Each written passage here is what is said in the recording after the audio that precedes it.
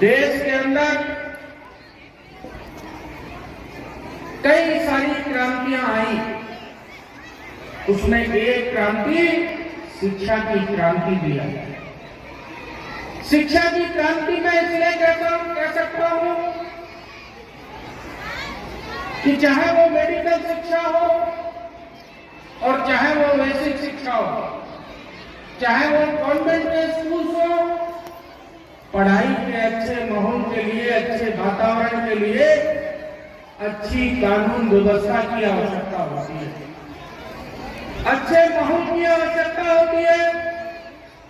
और एक अच्छा पढ़ाई का माहौल 2014 के बाद से देश के अंदर और 2017 के बाद से डबल इंजन की आपने सरकार बनाई, परम पूज्य मुख्यमंत्री योगी आदित्यनाथ जी के कुशल नेतृत्व में जो कानून व्यवस्था उत्तर प्रदेश की सही हुई, उसके में आज एक पूरे उत्तर प्रदेश और देश के अंदर एक शिक्षा का अच्छा वातावरण है। यहाँ मेरी शिक्षक बहनें भी हैं। ये एक ऐसा मंदिर है कि यहाँ पर इस शिक्षा के मंदिर में देश का भविष्य तैयार होता है। देश के भविष्य को यहाँ से तैयार करके अगर हम मजबूत बुनियाद डालेंगे तो हमारा राष्ट्र मजबूत होगा, देश मजबूत होगा। और ये भारत देश वो भारत देश है कि जहां नचिकेता जैसे बालक ज्ञान की खोज में धरती और आसमान एक कर देते हैं। ये भारत वो भारत देश है जहां इतनी कम उम्र की अवस्था में भी वीर अभिमन्यु कठोर चक्रियों को तोड़ देते हैं। ये वो भारत देश है। ये देश वो भारत देश है कि जहां बालक ध्रुव एक ऐसी कठोर तपस्या करता है कि आज उसकी तुलना में किसी से नहीं की जा सकती। ये भारत देश वो भारत देश है कि जहां एक कम उम्र का बालक चंद्रगुप्त एक साम्राज्य का नेतृत्व करने की ओर कदम बढ़ा देता है। ये भारत वो भारत देश है कि जहां का विद्यार्थी अपने गुरु के लिए गुरु दक्षिणा में अकल्पनीय कार्य करता है। ये वो भारत देश है। यहाँ गुरु भी है और विद्यार्थी भी है।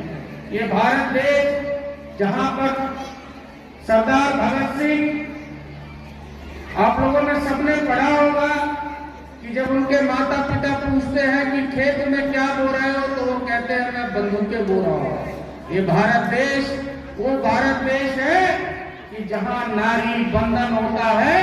और देश के यशस्वी प्रधानमंत्री नरेंद्र मोदी जी ने नारी बंधन कानून ला करके आप सभी बहनों को राजनीति में 33% आरक्षण देकर के बराबर से चलने का हिस्सा दिया। ये भारत देश वो भारत देश है जिस भारत देश में आज देश की बेटी देश की सीमा की रक्षा करती है, अपनी मां की रक्षा करती है। ये भारत देश वो भारत देश है कि जहां आज बेटी सुरक्षित है। ये भारत देश वो भारत देश है जिस भारत देश में आज हमारी मातृशक्ति भाइयों के साथ कंधे से कंधा मिला करके, कदम से कदम मिला करके घर गृहस्थी के काम से लेकर के ऑफिस और व्यापार भी संभालने का काम कर रहे हैं। ये भारत देश वो भारत देश है जिसमें एक ऐसा प्रदेश, सबसे बड़ा प्रदेश उत्तर प्रदेश, जो धामों का प्रदेश है। अयोध्या धाम हमारे यहाँ, काशी विश्वनाथ धाम हमारे यहाँ, वृंदावन धाम हमारे यहाँ, और आज पूज्य मुख्यमंत्री जी ने सोनभद्र के अंदर कांके धाम की भी भगवान विष्णु के मंदिर का भी आज शिलान्यास किया है, पूजन किया है। मैं उस अवसर के लिए आप सभी को हृदय से बधाई देता हूँ। बहनों भाइयों, थोड़ा समय की सीमा है। आज प्रधानमंत्री जी का भी कार्यक्रम है, मुझे वापस के लिए भी पहुंचना है। मैं बस इतना ही कहूंगा कि अपनी खुशी बच्चों में मत भूलना। इन बच्चों को पंख लगा करके उड़ने के लिए खुला आसमान देना। हम कभी कभी क्या करते हैं, अपनी खुशियों बच्चों में ढूंढने लगते हैं। बच्चा बनना चाहता है इंजीनियर, हम उसको बनाने की कोशिश करते हैं डॉक्टर। बच्चा बनना चाहता है नेता, हम उसको बनाने की कोशिश करते हैं अभिनेता।